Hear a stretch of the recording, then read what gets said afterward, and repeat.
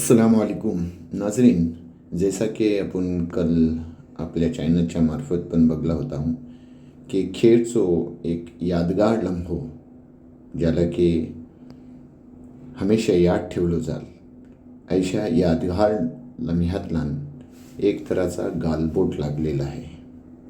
खबर अशी की आपला खेळचा मीनाताई ठाकरे हाल जे की आपल्या सगळ्याला माहिती आहे, शासनाचं करोडो रुपये त्यातला खर्च करून त्याला बनवला गेला आणि ऐशा वक्तातला जत एक नामचीन व्यक्ती आपल्या खेळला येते, एक आपल्या तालीमी इदाऱ्याचा एक यादगार जश्न मनवला जाते. ऐशातला थत बत्ती गुलजैली म्हणजे ह्यो कैसो शासनाचो कारभार आहे.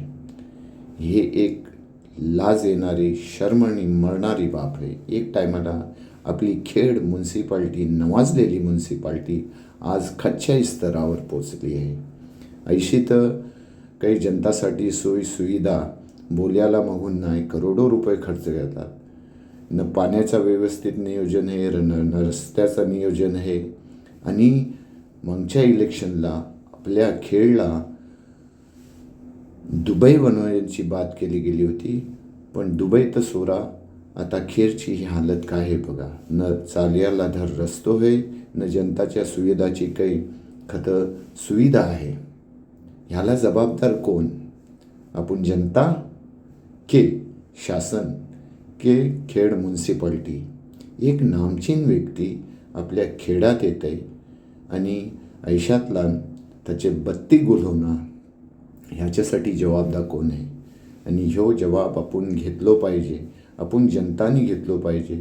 आणि ह्यो जबाब जनतानी दिलो, शासनाने दिलो पाहिजे. खेड म्युन्सिपाल्टीच्या नगराध्यक्षा आणि सगळ्या नगरसेवकांनी दिलो पाहिजे. का की आपण चूप बसणं चालणार नाही. आपल्या लाखो रुपयाचो टॅक्स घेऊन ही आपल्याला काय परत देतात? आणि ह्या वक्तातला खासकर म्हणजे खेडची नगराध्यक्षा तिथं उपस्थित होती. त्या वक्तावर त्यांनी ह्याच्यावर काही जबाब द्यायचा टाळले. तेव्हा जागरूक होऊया आणि जबाब विचारूया, जबाब घेऊया. का की आपण चूप बसल्यावर पुढचा काही सोल्युशन नाही निघणार. आजच्यासाठी इतकाच.